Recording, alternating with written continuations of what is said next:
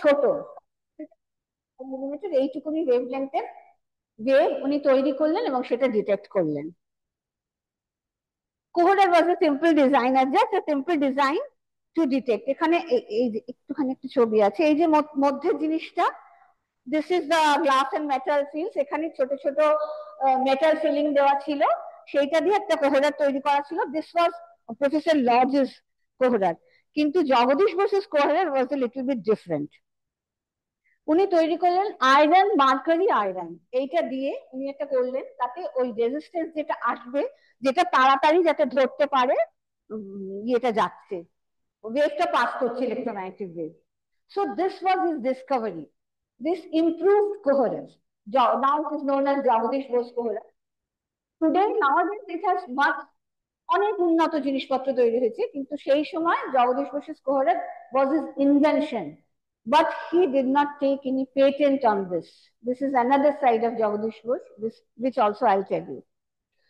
So তারপরে এই জিনিসটা যখন আবিষ্কার হলো, প্রথমে উনি এটা সেই সময় আমাদের আচার্য প্রফুল্লচন্দ্র রায় প্রেসিডেন্সিতে পড়াতেন, তিনি কেমিস্ট্রিতে পড়াতেন, আর ছিলেন ওই ফাদার ল্যাফোস এনজিওতে। প্রথমে উনি ওনাদের একদিন এক্সপেরিমেন্টে দেখালেন, তারা একদম হাঁ হয়ে গেল আর কি, এইরকম একটা এক্সপেরিমেন্ট এখানে বসে তুমি করেছো।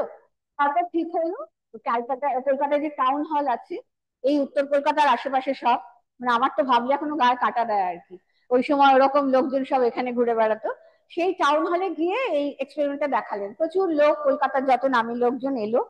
মানে গল্পটা আছে যে ওখানে বসেছিলেন কলকাতার সেই সময় মেয়র ছিলেন, যিনি এখন একজন সাহেব, তার গায়ের উপর দিয়ে আলোটা পাস করে গেল, গিয়ে একটা অন্য ঘরে একটা বেল ছিল এবং একটা গান পাউডার ছিল কিছুটা, জাস্ট বেলটা রিং হলো, শব্দ হলো, আর গান পাউডারটা এক্সপ্লোড করলো। মানে ওই ইলেকট্রোম্যাগনেটিক ওয়েভটা দেয়াল ভেদ করে অন্য ঘরে গিয়ে এই কাজটা করলো আর কি।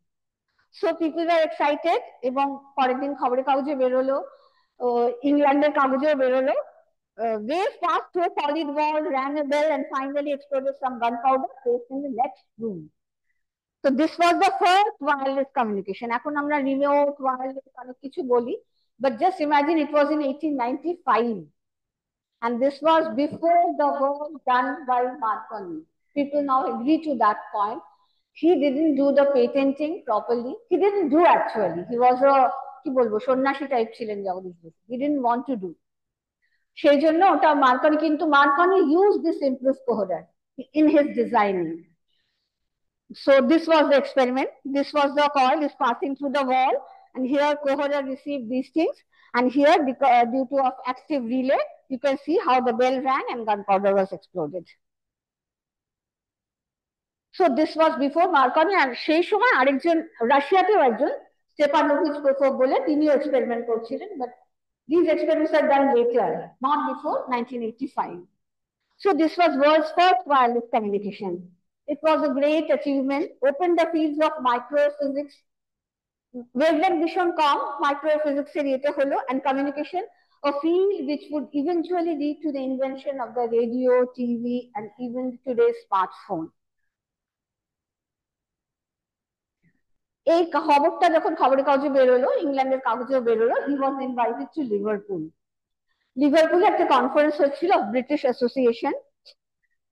He was the first Indian speaker to talk before this European audience. First Indian speaker, তার আগে কোনো ইন্ডিয়ান, তার জন্য জগদীশ বসুকে বলা হয় ভারতের প্রথম আধুনিক বিজ্ঞানী। তো উনি ওখানে বললেন সায়েন্টিফিক অ্যাডভান্সেস নিয়ে একটা কনফারেন্স হচ্ছিল। So he told about this his work. The title of the presentation was Complete Apparatus for Studying the Properties of Electric Waves. বিরাট একটা হল ঘর, সেখানে হচ্ছে এই এটা, প্রচুর লোকজন এসছেন, তার মধ্যে Lord Kelvin was also there. Just he demonstrated the experiment in a table, কোনো কিছু লুকোচাপা না, what he did, everything was there. No patenting, everything in the hall, in the as an audience, there were many renowned scientists. They all saw these things. Lord কেলভিনও ছিলেন তাদের মধ্যে। উনি তখন সে gallery গিয়ে ওখানে অবলা বসে বসেছিলেন, অবলা গিয়ে বললেন, হ্যান্ডশেক করে বললেন, I congratulate you, your husband has done a very good job. ওখানে ইংল্যান্ডে পরের দিন কাগজে বেরোলো, here lies the first and obvious and exceedingly valuable application of this new theoretical marvel. এটা ক্রাইস্ট চার্চ কলেজের ব্লগে গেলে এখনো দেখা যায় লেখাটা। এরপরে রয়্যাল সোসাইটি ওনাকে ইনভাইট করে, সেটা একটু পরে 1897-এ। Actually, at that time, invitation to this royal institution, it was really very খুব prestigious. লর্ড রালে ওনার কাছে ও পড়াশোনা করেছিলেন, মানুষের লাইফ লং ফ্রেন্ডশিপ ছিল, তিনি নেমন্তন্ন করেছিলেন, তিনি ইনভাইট করেছিলেন ওটাতে। So he was very honoured to do this.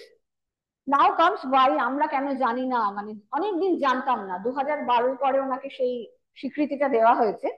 এটা ওয়াজ রিলাক্টেন্ট ইন পেটেন্টিং, কিছু পেটেন্ট করেনি। এবার মার্কনির সঙ্গে বাঙালিদের একটু মনে হয় যে মার্কনি কেন এরকম করেছেন। মার্কনি তার নোবেল লেকচারে বলেননি জগদীশ বোসের কথা, সেটাও ইংরেজরাই নানান রিসার্চের মাধ্যমে এগুলো বার করেছে, কিন্তু অন্য আরেকদল সায়েন্টিস্ট সেটা করেছে। He did not patent his iron mercury iron কোহলার, কিন্তু একটা পেটেন্ট উনি করেছিলেন। তারপরই এটা দেখানোর পরে he use to work with this things again. So he was the first to do on a work on semiconductor diode. He devised the Galena detector. So that was made of semiconductors. At that time, it was not so much people knew about semiconductors. That was also first semiconductor diode. And this patenting, ওখানে একটা গল্প আছে, স্বামী বিবেকানন্দ এই পেটেন্টিংটা করিয়েছিলেন ওনাকে। That will come to my later point, I'll say about that. একটাই patent উনি করেছেন এতগুলো কাজের মধ্যে। এরপর 1909 সালে, মানে লিখিত পরিচিত যে জিনিসটা রয়েছে, যে ডেভেলপমেন্ট অফ ওয়্যারলেস টেলিগ্রাফির জন্য মার্কনি আর ব্রাউনকে নোবেল পুরস্কার দেওয়া হয়। 1909 সালে ওরা পান। ওরা এনাদের লেকচারে উল্লেখ করেনি, though they use that improved coherer in their designing of experiments, but they didn't say anything about this. মার্কনিও খুব বড় লোক ছিলেন একজন, but he didn't say. Built on the work of Bohr, Thorpe and others, Marconi then developed his work. He developed the first successful wireless telegraphy system. তোমরা কি এটা জানো কেউ যে মার্কনি কি করে এটা দেখিয়েছিলেন? একটা ট্রান্স আটলান্টিক একটা গেছিল আওয়াজটা, একদম এই পারে এই যে লেখা আছে দেখো, একটা ট্রান্সআটলান্টিক ওয়্যারলেস কমিউনিকেশন কোথা থেকে ছিল? থেকে কানাডা। একটা শব্দটা গেছিল উইদাউট ওয়্যার। তো সেইটা খুব হইচই হয় তারপর, এবং তারপর বহুদিন এইটা উনিও করেছিলেন 1901-এ। জগদীশ বসুরটা 1895, আর উনি 1901-এ এক্সপেরিমেন্টটা করেন। কিন্তু উনি 1909 সালে পরে এটার অনেক নোবেল দেওয়া তো সহজ না, সমস্ত পরবর্তীতে ওনাদের দুজনকে নোবেলটা দেওয়া যায়। এবং উনি যেটা করেছিলেন, just after doing this device he patented for it, so he got the, আর he was a very big businessman also after that. এই পুরো জিনিসটা উনি বুঝতে পেরেছিলেন যে এটা দিয়ে ভীষণ ভালো একটা ভবিষ্যতের বিজনেস হবে। So he did this applications, not only kept it as a theory, he did applications also. ওই সময় জগদীশ বসুর একটা চিঠি আছে রবীন্দ্রনাথকে লেখা, আমার কাছে লোকেরা এসেছিল যে এটা দিয়ে ব্যবসায়িক দিকে কি করে এগোনো যায়, কিন্তু তাতে আমি বলেছিলাম যে আমি যদি একবার ওর মধ্যে ঢুকি আমি আর পড়াশোনা করতে পারবো না, টাকা আমার জীবনের মন্ত্র হয়ে যাবে, সো আই ওয়ন্ট গো দেয়ার। তো উনি একটু রবীন্দ্রনাথের সাপোর্ট চেয়েছিলেন বলে চিঠি লিখেছিলেন। তো দ্যাট ওয়াজ ইট। তো সেটা হলো। এরপরে কি হলো, this was a groundbreaking experiment. Jagadish Bose এই কাজগুলো করলেন। তারপর ওদিকে মার্কনিও ওটা নিয়ে এগোলেন, কিন্তু জগদীশ বোস নাও wanted to have some different work. His curiosity led him to ask a bigger question. Can the physical forces that govern matter explain how living organisms, including plants, sense and respond to their environment? এই প্রশ্নটা জীবনের একটা অঙ্গ থেকে উনি নিলেন, যে plant, আমরা যেসব লিভিং অর্গানিজম দেখি তাদের কি, তারা কিভাবে চলে, এইটা নিয়ে এই কোয়েশ্চেনটা উনি করলেন। This question drove his pioneering experimental research in plant physiology and helped lay the foundations of modern biophysics and plant electrophysiology. A plant electrophysiology was also a new thing over there. Westeo, it was not only in India, Westeo this was not very common. So Bose wanted to know the response of plants to the effect of different environmental conditions. But how to do that? You have to measure something, so you need some device.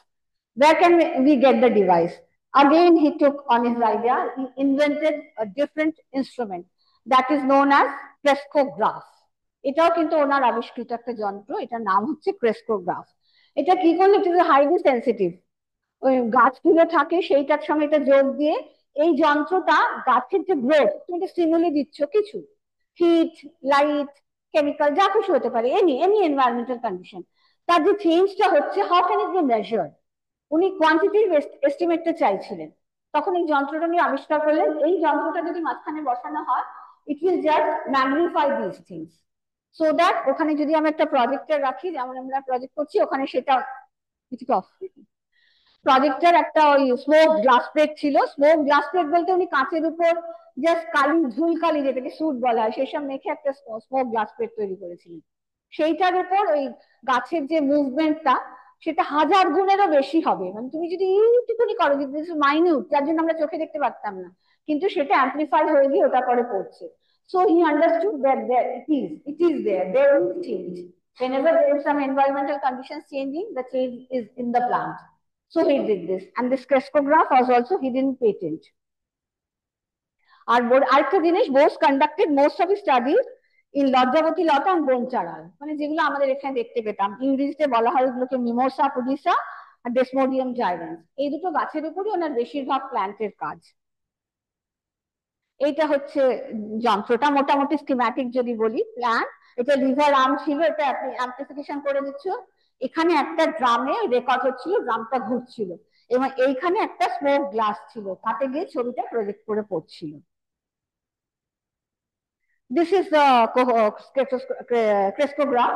এটা বৈশিষ্ট্যতে এখনো আছে, বৈশিষ্ট্যের জগদীশ বসুর যে জিনিসপত্রগুলো আছে, বৈশিষ্ট্য কেউ যাওনি বোধহয়, টিচাররা হয়তো অনেকে গেছেন, কিন্তু বসু ইনস্টিটিউটে যন্ত্রপাতিগুলো আছে, ওনারা স্টুডেন্টদেরও দেখতে দেন আগের থেকে বলে গেলে। So A experiment also he was called then in 1901 May 10, Royal Society. He was already give this lecture. Then at that time everyone was curious to know about this. Plant can feel, এই জিনিসটা উনি quantitative experiment করে দেখাবেন, তো they were very curious. উনি একটা plant নিলেন, নিয়ে ব্যাপারটা করলেন। দেখো একটুখানি এই ডিজাইনটা আছে, এরকম একটা একটা প্লাগ ইন করে যন্ত্র, মোটামুটি এরকম। এই গাছটা আছে, প্ল্যান্টটাকে উনি, প্ল্যান্ট টিপটাকে একটা ব্রোমাইড সলিউশন, ব্রোমাইড সলিউশন হচ্ছে পয়জনাস, তো আস্তে আস্তে ওটাতে টিপ করছেন উনি। এখানে ক্রেস্কোগ্রাফটা বসালেন, তো এই ক্রেস্কোগ্রাফটা হচ্ছে ম্যাগনিফাই করে দেবে, ম্যাগনিফাই করে সেই লাইট স্পটটা এখানে গিয়ে এইটাতে স্মোক গ্লাস প্লেটে পড়ছে। এবং এটা দেখা গেছিল, ওই যে এক্সপেরিমেন্ট উনি করেছিলেন, আস্তে আস্তে টিপটা ঢোকাচ্ছিলেন, ইট ওয়াজ প্লাগড ইন হল, দ্য ইনস্ট্রুমেন্ট সমস্ত কিছু ছিল, সেটা প্রথমে খুব এরকম নাড়াচাড়া করছিল, তারপর আস্তে আস্তে দেখা গেল ওটা জাস্ট শেষ হয়ে গেল, তার মানে দ্য প্ল্যান্ট ডায়েড। মানে তার আগে ওর এক্সাইটমেন্ট হচ্ছে, খুব নাড়াচাড়া করছে, তারপর ওটা পড়ে গেল, মানে the plant died. So this was his experiment he showed there. Actually he applied physical principles to study the living system. This was the biophysics, just earliest experiment of biophysics. He invented crystallograph. He demonstrated that living tissues show measurable electrical and mechanical responses. তার আগে যারা এগুলো নিয়ে কাজ করেছে তারা ভাবতো chemical কিছু জিনিস আছে সেই জন্য হচ্ছে, কিন্তু যদি এক্সটার্নাল স্টিমুলির জন্য পাওয়া যাচ্ছে, সেটা ওয়েস্টেও তখন জানা ছিল না। And so there was a very disbelief on his, কেউ প্রথমে বিশ্বাস করতে চায়নি যে এটা সত্যি হচ্ছে। Then they did that, they also designed their crystallograph and they did it, and he did this experiment. Then they were satisfied. This quantitative experimental based study, এই যে প্ল্যান্টের টিস্যুগুলোর মধ্যে একটা ইন্টারনাল কমিউনিকেশন হচ্ছে, this was very important. Nowadays we hear about plant neurobiology. At that time these words were not there. This inspired modern research on plant signaling behavior and long distance communication of plants. ওই biosensor যেগুলো এখন আমরা বলি, সেগুলো সমস্ত basic জায়গাটা এখান থেকে এসেছিল। It was again a revolutionary work. Initially met with disbelief, later advances in molecular biology, genomics, and neurophysiology, now they have confirmed these observations.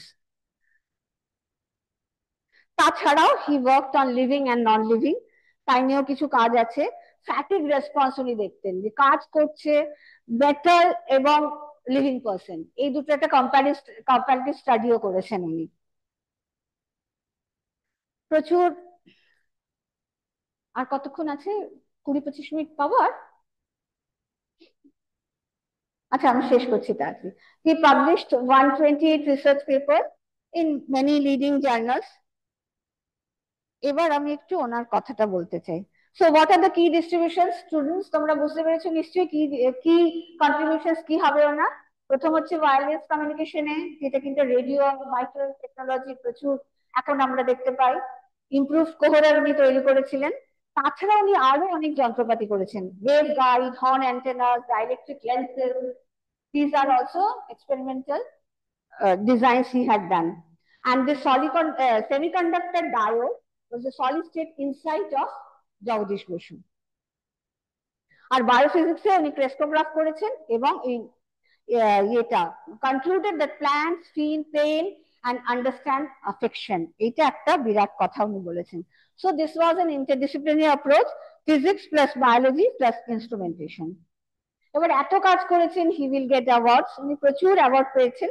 তার মধ্যে একটা ইউএস পেটেন্ট ওনার, সেটাও ফার্স্ট ইন্ডিয়ান, উনি প্রথম আধুনিক বিজ্ঞানী, একটাই পেটেন্ট করেছেন, সেটা উনি পেয়েছেন।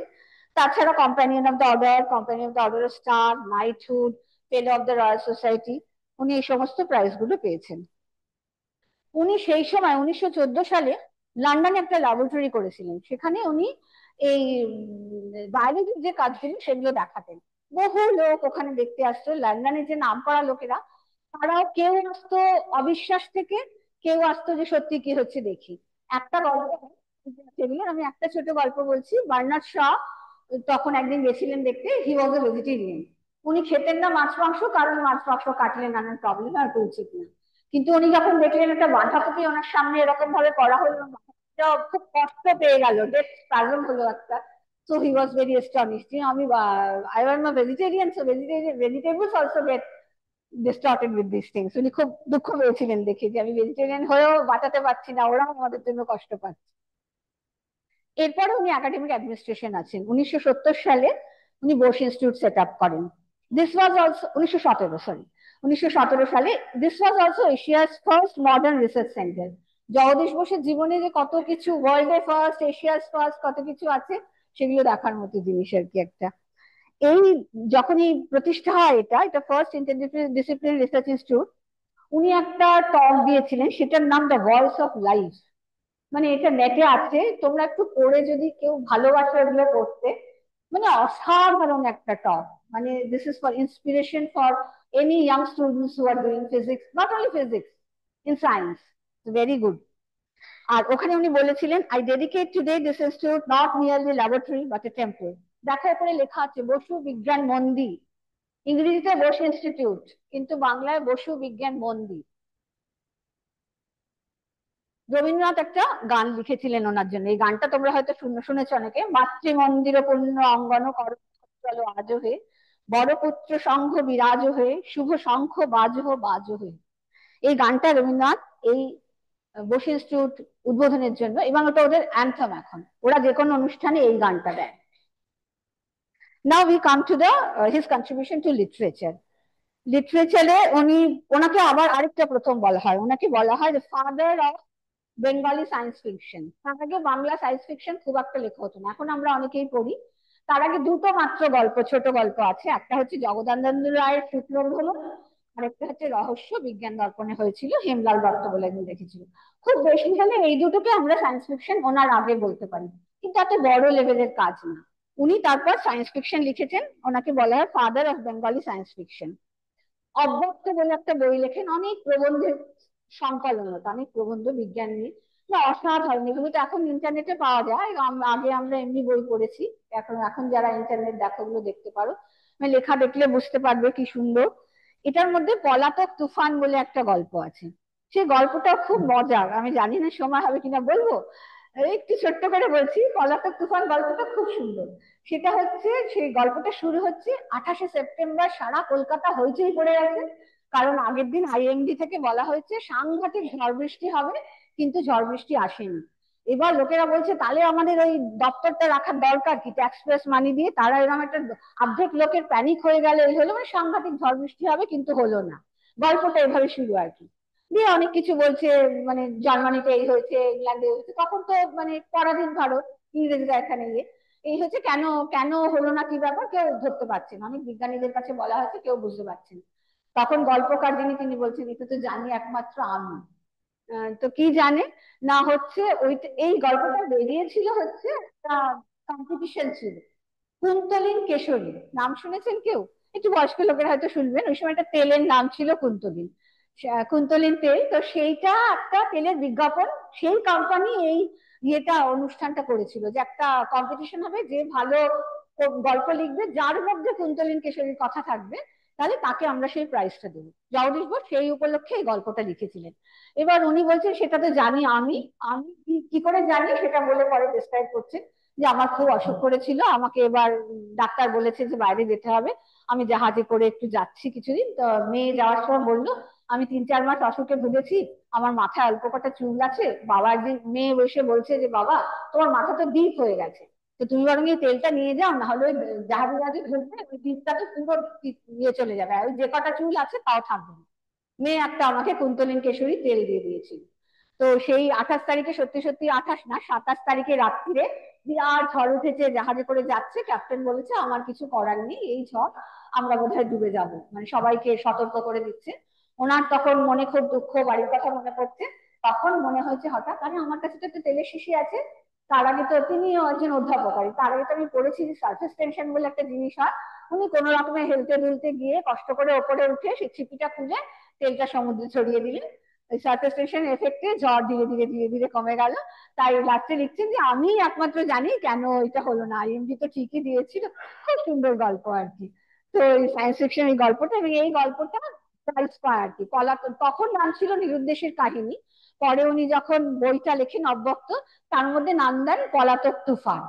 আর এখন এটার ইংরেজি অনুবাদও অনেকে করেছে, absconding storm, runaway cycle এরকম নাম দিয়ে ইংরেজি অনুবাদও আছে। তা একটা মানুষের যে কত রকম দিক থাকতে পারে, বইটা পড়লে পড়ে যায় কি হিউমারাস ওয়েতে লেখা, মানে অত একদম বিরাট একজন বিজ্ঞানী যার এত গভীরতা, তিনি এত হিউমারাস ওয়েতে ওই একটা গল্প লিখেছেন, ভারী সুন্দর গল্পটা, ছোট্ট গল্প। এই হচ্ছে ওনার অব্যক্ত বই। এই বইটার মধ্যে প্রচুর প্রবন্ধ আছে, কিন্তু আমার কিছু পছন্দের লাইন আছে, কিন্তু আমি আর বলবো না, মানে এগুলো হয়তো তারা আছে মনে হয়, আমার আর কতটা তারা নেই। আচ্ছা, এখানে অনেকগুলো উনি বিজ্ঞানী সাহিত্য, উনি মানে উনি অব্যক্ত বইটা লিখেছেন মানে বোঝা যায় ভেরি ফেমাস, মানে রবীন্দ্রনাথ খুব পছন্দ করেছিলেন ওই লেখাটা।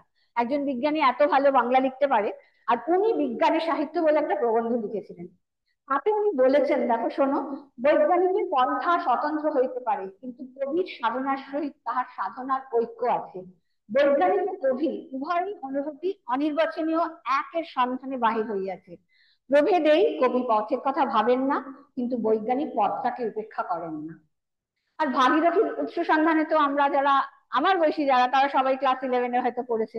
পাঠ সংকলনে আমাদের থাকতো নদী তুমি কোথা হইতে আসিয়াছে, এক চিরন্তন প্রশ্ন মানুষের। এটা নিয়ে একটা ডিটেল লেখা আছে, ভীষণ সুন্দর।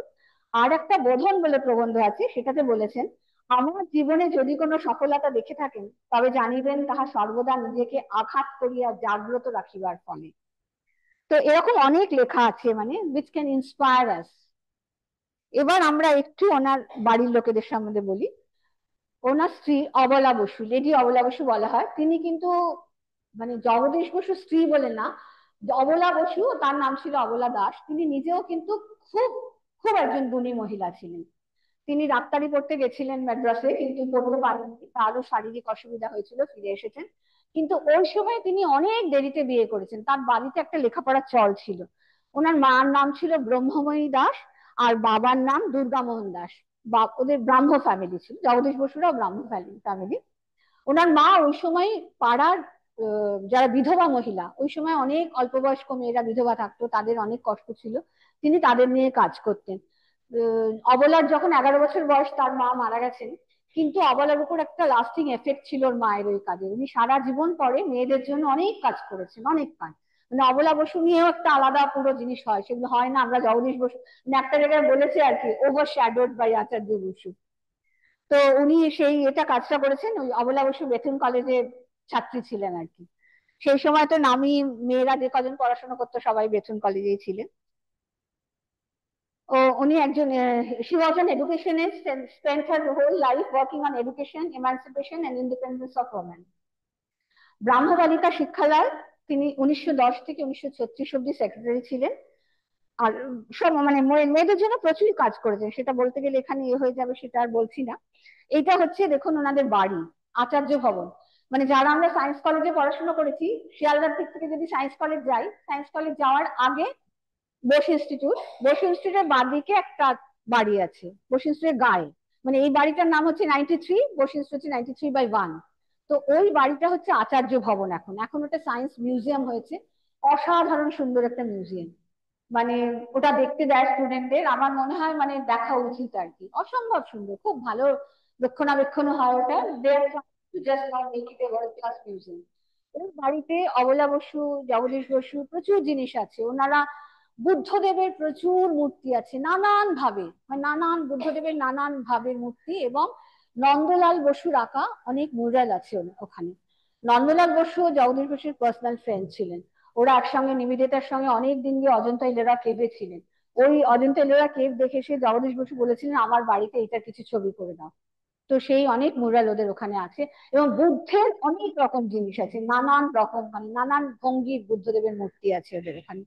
It is really the life and work of Acharya Bose and Lady Abula Bose, along with the history of that era, is treasured in Acharya Bhavan. এটা একটা বড় ছবি, কোথাও আমি পাইনি, কিন্তু এইটাই হচ্ছে ছবি। তাছাড়া আছে একটা জেসি বোস ট্রাস্ট। এটাও যেমনই আজকে আমরা অনন্ত সরকার এবং স্নেহলতা সরকারের ইয়ে করছি, অন্নপূর্ণাদি একটা ব্যবস্থা করেছেন, জেসি বোস ট্রাস্টটাও জেসি বোসই করে রেখে গেছিলেন। ওনাদের তো সমস্ত সম্পত্তি দিয়ে বোস ইনস্টিটিউট করা, কিন্তু বোস ইনস্টিটিউট পরে গভর্নমেন্ট নিয়ে নেয়, জেসি বোস ট্রাস্টটা আলাদা, not with the Bose institute. সেই ট্রাস্টও প্রচুর কাজ করে আর কি। সেই ট্রাস্টই এই যে মিউজিয়ামটা আছে এখন, তারা সেটা দেখাশোনা করে। এবং এখন ওখানে অনেক ওনারা অনেকের থেকে অনেক রকম নিয়েছেন সুবিধে, এবং এখন বেশ বেশ ভালো কাজ হয় ওটাতে। এখন যিনি আছেন সেক্রেটারি খুব কর্মক্ষম, তিনি ভালো কাজ করেন আর কি। একটা সায়েন্স হেরিটেজ মিউজিয়াম, ওরা মাঝে মাঝেই টকের আয়োজন করে এরকম নামী লোকজনদের দিয়ে, বেশ ভালো। এবার একটু জগদীশ বোস আর রবীন্দ্রনাথ, এটা তো একটু না বললেই হবে না। রবীন্দ্রনাথ একটা জায়গায় লিখেছেন, প্রবল সুখ দুঃখের দেবাসুরে মিলে অমৃতের জন্য যখন জগদীশের তরুণ শক্তিকে মন্থন করছিল, সেই সময় আমি তার খুব কাছে এসেছি। বন্ধুত্বের পক্ষে এমন শুভ সময় আর হয় না। 1858, 1858 জগদীশ বোসের জন্ম। রবীন্দ্রনাথের জন্ম কবে জানো তোমরা? আপনারা না, তোমরা জানো? 1861, খুব কাছাকাছি। সেটাই বলছি, এই সময় ভাবো এইসব এলাকায় উত্তর কলকাতার এই সময় স্বামী বিবেকানন্দ, রবীন্দ্রনাথ, জগদীশ বসু সবাই কিন্তু এখানে ঘোরাঘুরি করছেন, তোমরা যেখানে ঘোরাঘুরি করো। তোমরা যে বাজার থেকে জিনিস কেনো, ওনারাও ওদের বাড়ির জিনিসও এখান থেকেই যেত। So that was the period of time in Kolkata. Jagadish Chandra ওনাকে 88টা পত্র লিখেছিলেন, কিন্তু রবীন্দ্রনাথ উত্তরে কিন্তু 36টা লিখেছেন। জগদীশ চন্দ্র একটু বড়, 3 বছরের বড়, কিন্তু ওনাদের ভীষণ ভালো একটা বন্ধুত্বের সম্পর্ক ছিল। রবীন্দ্রনাথ জগদীশ চন্দ্রের এই অব্যক্ত লেখা এবং বাংলা লেখাগুলো দেখে বলেছিলেন, যদিও বিজ্ঞান রানীকেই তুমি তোমার সুররানী করিয়াছ, তবুও সাহিত্য সরস্বতী সে পদের দাবি করিতে পারিত, কেবল তোমার অনবধানেই সে অনাদৃত হয়ে গেছে। মানে এরকম একটা কথা রবীন্দ্রনাথ বলছেন জগদীশ চন্দ্রকে। তো বুঝতে পারছেন তার লেখার লেভেলটা কিরকম আর কি। আর রবীন্দ্রনাথকেও জগদীশ চন্দ্র, রবীন্দ্রনাথের গান কবিতা দেখি, কিন্তু রবীন্দ্রনাথের বিজ্ঞান চেতনা মানে সেটাও একটা পড়ার মতো জিনিসের। মানে ওনার যে বিজ্ঞান সম্বন্ধে লেখাগুলো, সেগুলো এত আধুনিক, এত ভালো, সে মোটে বলার না। মানে আমি যেটা বলছিলাম, আমরা এখন তো নেটে দেখলে সব পাই, সেই সময় কিন্তু সায়েন্টিফিক আমেরিকান উনি রেগুলার পড়তেন। ওনার সঙ্গে লোকেরা দেখা করতে গেলে বলতো যে পাশে সায়েন্টিফিক আমেরিকান খোলা আছে। এবং ওনার বিশ্ব পরিচয় একটা লেখা, যেটা উনি 1937 সালে লিখেছেন, প্রায় ওনার শেষ সময়। অসাধারণ লেখা, অসাধারণ, মানে সে দুর্দান্ত আর কি। মানে আমাদের আসলে এখন এত পড়ার জিনিসপত্র, আমরা এসব করতে পারি না, কিন্তু এগুলো পড়লে অনেক আত্মিক উন্নতি হয়, এ ব্যাপারে কোনো সন্দেহ নেই আর কি। তাই শুধু না, রবীন্দ্রনাথের বিজ্ঞান বিষয়ক যে প্রবন্ধগুলো আছে, সেগুলো ছোট ছোট লেখা, কিন্তু সেগুলো তো ছোট, মানে নর্দমাটা কি করে একটা বাড়ির তৈরি করতে হবে, কি করে মাটির কি করলে শরীরে অসুখ বিসুখ করবে না, ছোট ছোট বিজ্ঞান বিষয়ে প্রচুর লেখা আছে। লুই পাস্তুরের গল্প নিয়ে খুব সুন্দর একটা লেখা আছে, কি করে উনি এটা তৈরি করেছিলেন, অসাধারণ অনেক লেখা আছে। তো সেই রবীন্দ্রনাথের ওই লেখাগুলো নিয়ে জগদীশ বোস ওনাকে কিছু একটা বলেছিলেন, তাতে রবীন্দ্রনাথ লিখছেন, I remember often having been assured by my friend Jagadish that I only lacked the opportunity of training to be a scientist, but not the temperament. মানে এটা ওনার লেখা পড়লেই বোঝা যায় আর কি, মানে টেম্পারামেন্টটা যেটা ওনার ছিল সাংঘাতিক। ওই যে একটু আগে বললাম না, কবি পথটাকে উপেক্ষা করতে পারেন কিন্তু বৈজ্ঞানিকরা করতে পারেন না, কিন্তু আমার মনে হয় রবীন্দ্রনাথ তার লেখাতে ওই পথটাকে উপেক্ষা করেননি। রবীন্দ্রনাথের ল্যাবরেটরি গল্প বলুন, আরো অনেকগুলো গল্প আছে। আলো নিয়ে, আলো যে আলো আমার আলো আমরা গানটা করি, এটার মধ্যেও কিন্তু আইনস্টাইনের সেই আলোর ফটোইলেকট্রিক এফেক্টের ব্যাপারটা আছে। ওনার একটা বিজ্ঞান চেতনা ছিল অসাধারণ আর কি। তো এইটা আর কি জগদীশ চন্দ্র বুঝতে পেরেছিলেন। উনি বলছেন যে ট্রেনিংটা হয়নি কিন্তু টেম্পারামেন্টটা পুরো একজন বিজ্ঞানীরই ছিল। আচ্ছা, এবার একটা গল্প আমি বলবো, সেটা হচ্ছে জগদীশ চন্দ্রের সঙ্গে রবীন্দ্রনাথের খুব ভালো সম্পর্ক ছিল, সেটা বুঝতেই পারছেন আপনারা। জগদীশ চন্দ্রের কাছে রবীন্দ্রনাথের যে ছেলে রথীন্দ্রনাথ, তিনি খুব পছন্দ করতেন। ওনাদের শিলাইদহের বাড়িতে জগদীশ চন্দ্র খুব যেতেন। তো সেইখানে রথীন্দ্রনাথ পরে কৃষি বিজ্ঞানী হয়েছিলেন। তার অনেকটাই কিন্তু জগদীশ চন্দ্রের প্রভাব। উনি ওনাকে মাঠে ঘাটে নিয়ে ঘোরাতে যেতেন, নেচার, উনি যেমন ছোটবেলায় প্রকৃতিকে ভালোবাসতে শিখেছিলেন, সেইটা উনি রথীন্দ্রনাথের মধ্যে ঢুকিয়েছিলেন। রথীন্দ্রনাথের কৃষি বিজ্ঞানী হওয়ার পেছনে জগদীশ চন্দ্রের অনুবাদ আছে। জগদীশ চন্দ্রের একটা প্রিয় চরিত্র ছিল কর্ণ। উনি তারপর রবীন্দ্রনাথকে বলেছিলেন যে সবাই তোমরা মানে অন্যদের কথাই বলো, মহাভারতে কর্ণের কথা খুব একটা বলা হয় না, কিন্তু কর্ণ হচ্ছে একজন মানে মানুষ যে অনেক দুঃখে কষ্টের মধ্যে দিয়ে বড় হয়ে তার ইয়েটা রেখেছে। একটা কর্ণকে নিয়ে কিছু লিখো তুমি। তারপরে 7 দিনের মধ্যে রবীন্দ্রনাথ কর্ণকুন্তী সংবাদটা লেখেন, যেটা পরে প্রকাশ হয়, বিখ্যাত একটু কবিতা। আর এইটা হচ্ছে সেই চিঠি জগদীশ চন্দ্রের হাতে লেখা, দেখা যাচ্ছে। 19 নভেম্বর 1913 সালে। বন্ধু, পৃথিবীতে তোমাকে এতদিন জয়মাল্য ভূষিত না দেখিয়া বেদনা অনুভব করিয়াছি। আজ সেই দুঃখ দূর হইল। দেবতার এই করুণার জন্য কি করিয়া আমার কৃতজ্ঞতা জানাইব। চিরকাল শক্তিশালী হও, চিরকাল জয়যুক্ত হও, ধর্ম তোমার চির সহায় হোক। তোমার জগদীশ। এই হচ্ছে চিঠি রবীন্দ্রনাথ নোবেল প্রাইজ পরে জগদীশ চন্দ্র লিখেছিলেন। এবার একটু সিস্টার নিবেদিতা তো বলতেই হবে। জগদীশ চন্দ্র বলতে গেলে সিস্টার নিবেদিতা না বললে শেষ হবে না। রবীন্দ্রনাথ এক জায়গায় বলেছেন যে যেখানেই জগদীশ চন্দ্রের কথা বলা হবে সেখানে যেন আগে একটু সিস্টার নিবেদিতার কথা বলা হয়। আর সিস্টার নিবেদিতার কি বলবো, প্রেরণা বলবো কি অন্য শব্দ, সিস্টার নিবেদিতার সহযোগিতা না পেলে জগদীশ চন্দ্রের পক্ষে খুব মুশকিল হতো এই ইনস্টিটিউট তৈরি করা। তাছাড়াও ওনার কাজগুলো ছিল সেই সময় কি সবই তো সময়ের সঙ্গে অনেক এগিয়ে, সাধারণ লোকজনরা বুঝতে পারতো না, কিন্তু নিবেদিতার তো প্রচুর সাংবাদিক বন্ধু, প্রচুর ইংরেজ বন্ধু, মানে স্বামীজির থ্রু দিয়ে হোক নিজের হোক অনেক ছিল। তাদেরকে উনি বলতেন যে এই একজন ইন্ডিয়াতে একজন আছেন সায়েন্টিস্ট হুই সামওয়ান। তো তারা ওই পেপারগুলো পড়তেন, তারা দেখতেন। তো রবীন্দ্রনাথের জগদীশ চন্দ্রের জীবনে নিবেদিতার প্রচুর প্রচুর অবদান। আর নিবেদিতা ওই যে জগদীশ চন্দ্র বসুর বোস ইনস্টিটিউট যারা গেছেন দেখবেন ওখানে একটা নিবেদিতার একটা রিলিফ আছে। সেইটা হচ্ছে নন্দলাল বসুর একটা লেডি উইথ দ্য ল্যাম্প বলে খুব বিখ্যাত আর্ট আছে একটা, সেইটার উপর ভিত্তি করে সেই ইয়েটা বানিয়েছিলেন যিনি ওই, তিনিও খুব নাম করা পদ্ম বিরেস্কান একজন মারাঠি, তিনি বানিয়েছিলেন। সেইটাও খুব সুন্দর আর কি। এমব্লেমটা যেটা দেখালাম ওটাও নিবেদিতার করা। নিবেদিতা একজন নিবেদিতা খুব কম বয়সে মারা গেছেন, মানে উনি তো জগদীশ চন্দ্রের থেকে অনেকটাই ছোট, কিন্তু জগদীশ চন্দ্রকে উনি খোকা বলে ডাকতেন। আর just is to behave like her mother, মানে সব সেটা বলতেন। চিঠিপত্রে বন্ধুদের যখন লিখতেন, লিখতেন বাইরিন, সেটা আইরিন, আইরিশ ভাষায় হচ্ছে খোকা নাম। তো জগদীশ চন্দ্র বয়সে বড় থাকলেও নিবেদিতাটাকে মানে অনেক বড় দিদি বা মা এরকম এতে দেখতেন, সব ব্যাপারে পরামর্শ দিতেন এবং জগদীশ চন্দ্র সেগুলো নিতেন আর কি। তো লাস্টে যখন নিবেদিতা অসুস্থ হন, ওনাদের দার্জিলিং একটা বাড়ি ছিল, সেখানে ছিলেন নিবেদিতাও, এবং ওখানেই মারা গেছেন। সেই মা ওখানেই ক্রিমেশন করা হয়েছিল। ওখানে ওখানে লেখা আছে, here reposes sister Nivedita who gave her all to India. কত বড় কথা, who gave her all to India, Nivedita, এটা লেখা আছে। এরপরে জগদীশ চন্দ্র একটা চিঠি, মানে এই চিঠিটা একটুখানি বলে, এমনিতে খুব আমরা কিছু তথ্য পাই না যে জগদীশ চন্দ্র কিভাবে সাহায্য পেয়েছিলেন নিবেদিতার থেকে, কিন্তু এই চিঠিটাতে একটু লেখা আছে, and then the book which she was helping me to write, এটা উল্লেখ করার মতন, she was helping me to write, staring me in the face, I had not at present the strength to do anything with it।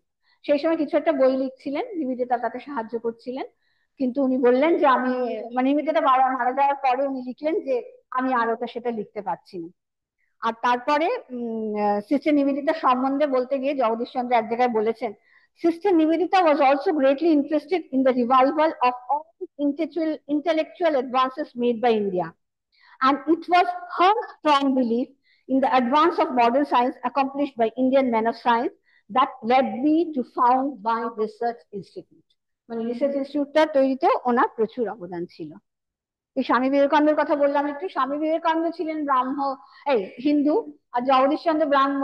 খুব একটা কেউ কাউকে সেরকম একটা ভালো সম্পর্ক ছিল না, কারণ ধর্মের দিক থেকে আলাদা। কিন্তু নিবেদিতা ছিলেন মাঝখানে, যে এনারও শিষ্য। নিবেদিতা বুঝেছিলেন দুজনেরই প্রচুর ক্ষমতা, তো উনি চেয়েছিলেন যে ওরা দুজন একসঙ্গে এসে ভারতবর্ষের কিছু করুক। তো পরে ওদের দুজনের আলাপ হয়, এবং ক্যাটালিস্টের ভূমিকাটা নিবেদিতায় নিয়েছিলেন। 1900 সালে একটা বিরাট বড় কনফারেন্স হয়েছিল প্যারিসে। নিবেদিতা সেটাই গেছিলেন, জগদীশচন্দ্র গেছিলেন, এবং স্বামীজি গেছিলেন। ওখানে একটা রিলিজিয়নের উপর কনফারেন্স ছিল, হিস্ট্রি অফ রিলিজিয়ন, স্বামীজি সেটাই বলতে গেছিলেন।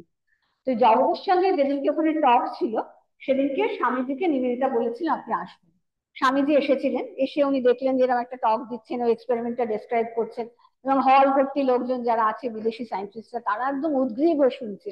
উনি একদম ওভারওয়েলড হয়েছিলেন যে আমাদের দেশের একজন লোককে বিদেশি সায়েন্টিস্টরা আমাকে ইয়ে করছে। এটা হচ্ছে 1900 সালের কথা। উনি পরে একটা চিঠি লিখেছেন, out of this vast assembly a young man stood for the, one of thy heroic sons, whose words here electrified the audience and will thrill all his countrymen. এই কথাটা স্বামীজি জগদীশচন্দ্র বসু। স্বামীজি কিন্তু সায়েন্স পড়া নিয়ে ভীষণ উৎসাহী ছিলেন, মানে সেটা একটা গল্প আছে। আইআইএসসির পেছনে, আইআইএসসি তৈরির পেছনে স্বামীজির একটা ভূমিকা আছে আর কি। তো স্বামী বিবেকানন্দ বুঝেছিলেন যে পেটেন্ট করাটা দরকারি। 1900 সালে ওনার দেখা হয়েছিল। উনি জগদীশচন্দ্রকে বলেছিলেন যে তোমার ওই যন্ত্রপাতিগুলো তুমি পেটেন্ট করোনি, লাস্ট যে কাজটা করেছো গ্যালেনা ডিটেক্টর, এটা তুমি একটু পেটেন্ট করো। জগদীশচন্দ্র প্রথমে রাজি হননি, বলছেন না, সায়েন্স ইজ ফর অল।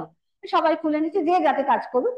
তারপর উনি নিবেদিতা এবং সারা অলি বুল, যে ভদ্রমহিলা প্রচুর টাকা পয়সা দিয়েছিলেন ইয়েকে, স্বামীজি তাকে ধীরামা বলে ডাকতেন, তিনি ইনফ্লুয়েন্স করেছিলেন জগদীশকে। বলেছিলেন না, এটা দরকার, না হলে ভবিষ্যতে তুমি যে কাজটা করেছো এটার কোথাও রেকর্ড থাকবে না যে তুমি করেছো। তো উনি ওই একটা পেটেন্টের জন্য অ্যাপ্লাই করেছিলেন, এবং এই পেটেন্টটা 1901 সালে অ্যাপ্লাই হয়, 1904 সালে তিনি ওই পেটেন্টটা পান। তারপর এটা তো 1900 সালের কথা, 1901 সালে উনি অ্যাপ্লাই করলেন, 1904 সালে এটা পেলেন। কিন্তু স্বামীজির সঙ্গে বিবেকানন্দর এই স্বামীজির সঙ্গে জগদীশচন্দ্রের আর দেখা হয়নি। মারা যাওয়ার পরে, যখন স্বামীজি চলে যান 1902 সালে 4 জুলাই, তারপর উনি, মানে ওনার খুব আশা ছিল পরে দেখা হবে, একসঙ্গে কাজ করবেন, সেটা আর হয়নি দেখে উনি একটা খুব সুন্দর চিঠি লেখেন নিবেদিতাকে। What a void this makes! What great things were accomplished in these few years! How one man could have done it all, and how all is still now. Seem to see him just as I saw him in Paris 2 years ago. The strong man with the large hope, everything large about him. I cannot tell you what a great sadness has come. এই হচ্ছে সারা অলিবুল।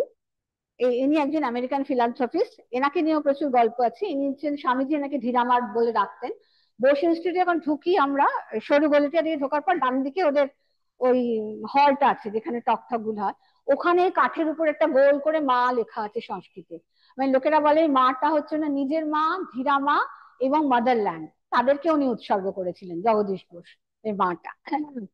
এইটা, এবং এই অলিবুলের আরেকটা গল্প আছে। ইনি প্রচুর টাকা দিয়েছিলেন। এবার ওনার একটি মেয়ে, সারা অলিবুলের মেয়ে, বলেছিল যে এরা জোর করে নিয়ে নিয়েছে আমার মায়ের সম্পত্তি। সে নিয়ে প্রচুর মামলা মোকদ্দমা হয়, এবং অনেক পরে, বহু বছর পরে সেই মামলা মেটে, এবং মামলাতে হয় যে না, মানে ওনার রিটেন ডকুমেন্ট আছে, উনি ওটা কোনো এমনি ভাবে দেননি, উনি ঠিকঠাকই টাকাটা ওরা নিয়েছে আর কি। তো ওরা মেয়ে হেরে যায়, কিন্তু সারা অলিবুল সেই মামলার ইয়েটা দেখে দিতে পারেনি। যেদিনকে রায়টা বেরোয় তার আগের দিন উনি মারা যান। কিন্তু এই হিউস্টন বেসড একজন সাংবাদিক আছেন, যে হিস্ট্রি অফ সায়েন্স নিয়ে কাজ করে, বাঙালি ভদ্রলোক। তিনি ওই সমস্ত কাগজপত্র, ডকুমেন্টেশন, যেগুলো কি আইন আদালত করেছে যে বসু ইনস্টিটিউটের ঠিকঠাক পাওয়ার টাকা পয়সা, সেসবই গত 22 সালে বোধহয় এসে উনি ওই কাগজপত্র বসু ইনস্টিটিউট আচার্য ভবনে যারা এখন রয়েছেন তাদের হাতে তুলে দিয়েছেন। আরেকজনের কথা বলবো, এর কথা বোধহয় আপনারা খুব কেউই হয়তো শোনেননি, প্যাট্রিক গেডেস।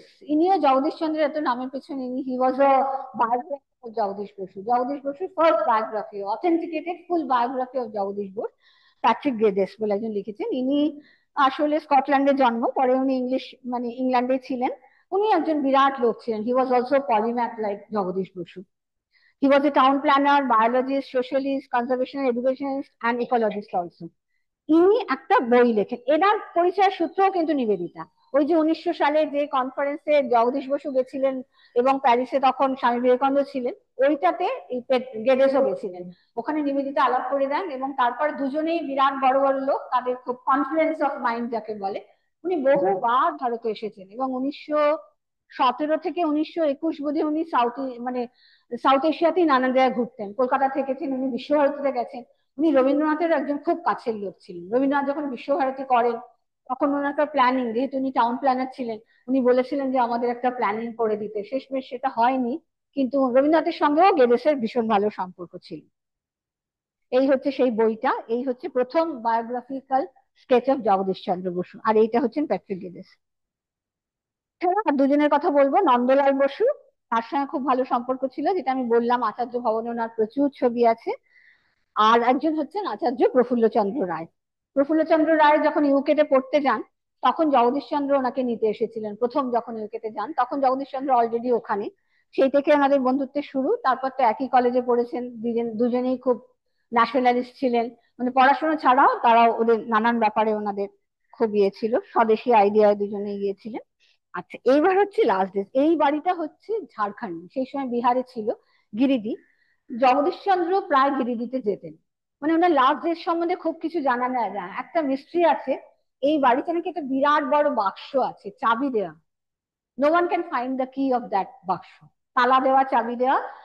লোকেরা বলে যে ওটার মধ্যে হয়তো কিছু ম্যানুস্ক্রিপ্ট থাকতেও পারে, কিন্তু সেইভাবে কোন তরফ থেকেই ওটা বিহারে ছিল, মানে ওয়েস্ট বেঙ্গল গভর্নমেন্টের খুব একটা ওখানে কিছু নেই।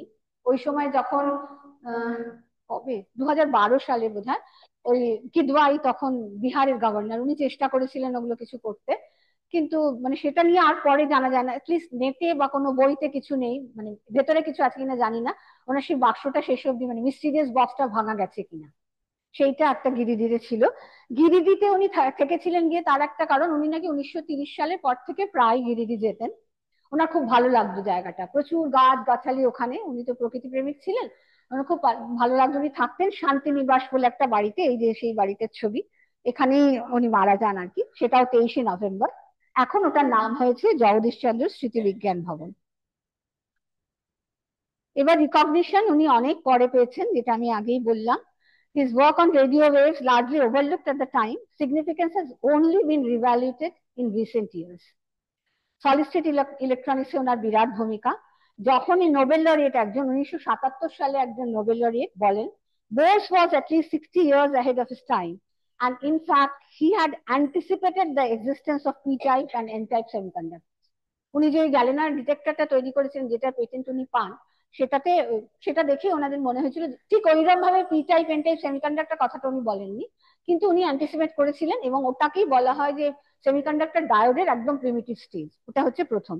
আর 2012 সালে আইট্রিপলি হচ্ছে ইনস্টিটিউট অফ, ইয়েরা জানে সব, electrical and electronics engineer computer সায়েন্সের, যে তার একটা মাইলস্টোন দিয়েছে, একটা প্লেক দিয়েছে। তাতে লেখা আছে যে মানে আমরা রেকগনাইজ করছি যে ওনার এই ভূমিকাটা ছিল আর কি, প্রথম এটা কাজ করার জন্য। এটা 2012 সালে প্রেসিডেন্সি ইউনিভার্সিটিতে এসে আইট্রিপলির লোকেরা এসে দিয়ে গেছে প্রেসিডেন্সি ইউনিভার্সিটিতে। কিন্তু সেই প্লেকটার ছবি অ্যাটলিস্ট ইন্টারনেটে কোথাও নেই। প্রেসিডেন্সি কলেজে গেলে হয়তো পাওয়া যায়, ওদের কাছে রয়েছে, কিন্তু ইন্টারনেটে কোথাও ওটা নেই। তারপরে 2009 সালে এই যে আমরা যে বোটানিক্যাল গার্ডেনটা দেখি, এটার নামে, ওনার নামে হয়েছে। আর এই যে দুটো মুনের দুটো ক্রেটার, এই বড়টা হচ্ছে জগদীশ বোসের নামে, পাশেরটা হচ্ছে ভাবার নামে। তো এবার আমরা শেষ করি, শেষ প্রায় হয়ে এসছে। হি ওয়াজ আ পলিম্যাথ, আমরা দেখলামই, মানে বহু বিদ্যা বিশারদ যাকে বাংলায় বলা হয়, সেটা আমরা দেখতেই পেলাম। He was a physicist, he was a botanist, he was a plant physiologist. He made significant contributions in all these areas. It is impossible to estimate the effect of his epoch-making research. Problems hitherto regarded as insoluble have been brought within the sphere of experimental investigation. Actually, he was a revolutionary scientist. He was a boundary breaker. He refined the role of a scientist. His revolutionary spirit fused physics, biology, and philosophy also. Acharya Jagadish Chandra Bose is a true trailblazer, father of modern science in the Indian subcontinent. He extended the distant boundaries of science by rigorous experimental demonstration, realized the unity amidst diversity. He opened new frontiers that continue to inspire generations. He serve the nation. ইনি একজন nationalist ছিলেন। উনি হয়তো বিপ্লব করতেন না, যুদ্ধ এই করো সেই করো, গান্ধীজি অমুক তমুক ওইসব করেননি, কিন্তু as a quiet power of knowledge দিয়ে তিনি তার জাতীয়বাদকে দেখেছেন, foster a sense of national pride. তাছাড়া উনি একজন সন্ন্যাসী মনস্ক লোক ছিলেন, কারণ উনি পেটেন্ট করেননি, ওনার ফিলোসফিটা একদমই অন্যরকম ছিল। এইটা একদম যে সমস্ত বিজ্ঞানীরা আর কি, নিবেদিতা একটা জায়গায় লিখেছিলেন, মার্কনি, টেসলা এরা অনেক বড় বড় বিজ্ঞানী, কিন্তু আমাদের জগদীশ চন্দ্র ছিলেন একজন সাধু। তিনি শুধু পড়াশুনোর করার জন্য পড়াশুনো করতেন, তার এটার থেকে পাওয়ার কিছু ছিল না। তিনি কিছু পেটেন্ট করেনি, হি পারসুড নলেজ ফর ইটস ওন সেক। তো এটা আমরা বলতে পারি একটা মানুষকে, দেখো হি ওয়াজ এ পায়োনিয়ারিং সায়েন্টিস্ট, মানে প্ল্যান্ট ফিজিওলজি, ইলেকট্রোম্যাগনেটিক ওয়েভস দুটোরই পায়োনিয়ারিং কাজকর্ম ওনার। মানে অনেকে হয়তো নানান রকম কাজ করে, কিন্তু দুটো ফিল্ডেই পায়োনিয়ারিং, মানে ফার্স্ট টু বি, এটা কিন্তু রেয়ার। সাধুলাই একটা চরিত্র যেটা বললাম, he was a nationalist and he also was a revolutionary scientist. East আর ওয়েস্ট কে মিলিয়েছেন, ডিসিপ্লিন মিলিয়েছেন, ফিজিক্সের সঙ্গে বায়োলজি। তো ওনার বাউন্ডারি, উনি কোনো বাউন্ডারিতে বিশ্বাস করতেন না। So he is a real genius, a scientist, a visionary, a humble sage, and a relentless seeker of knowledge. Men like him are rare anywhere in the world. মোটামুটি আমরা শেষ করলাম। শেষ করার আগে আমি এবার স্টুডেন্টদের জিজ্ঞেস করছি, তোমাদের কি মনে হচ্ছে, what do have any idea of Jagadish Chandra? At least শুনে কি মনে হলো যে জগদীশ চন্দ্র সম্বন্ধে তোমরা কিছু বুঝতে পারলে? বোঝা গেল? কিউরিয়াস তো হতেই হবে, প্রশ্নের তো উত্তর দিতে হবে, তোমরা পড়ো এইটুকুনি না বললে কি করে হবে? বোঝা গেল?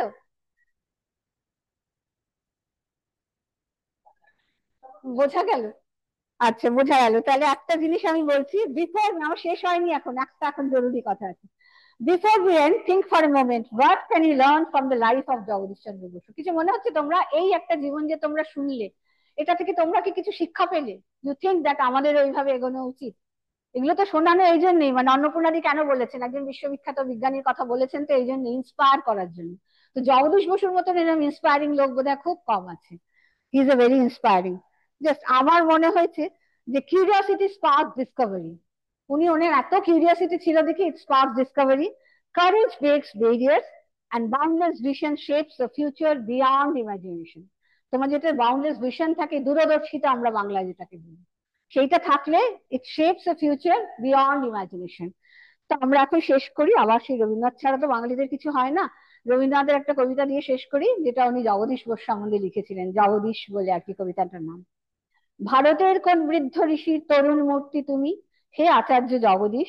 কি অদৃশ্য তপভূমি বিরছিলে এ পাষাণ নগরীর শুষ্ক ধূলিতলে। কোথা পেলে সেই শান্তি এ উন্মত্ত জলকোলাহলে? যার তলে মগ্ন হয়ে মুহূর্তে বিশ্বের কেন্দ্র মাঝে দাঁড়াইলে একা তুমি। এটা রবীন্দ্রনাথ লিখেছেন জগদীশ চন্দ্র সম্বন্ধে। শেষ আজকের মতো। মানে অনেক কিছু দেখে পড়ে তৈরি করেছি, তোমাদের ভালো লাগলেই ভালো আর কি, সেটা ভালো লাগলে আমি বুঝতে পারলে। Thank you for your kind attention. অনেক অনেক রেফারেন্স পেয়ে যাচ্ছি, প্রচুর জিনিসপত্র। মোটামুটি যেখান থেকে এক লাইনও দেখেছি সেটাও লিখেছি আর কি।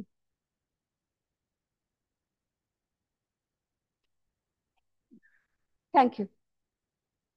ঠিক আছে।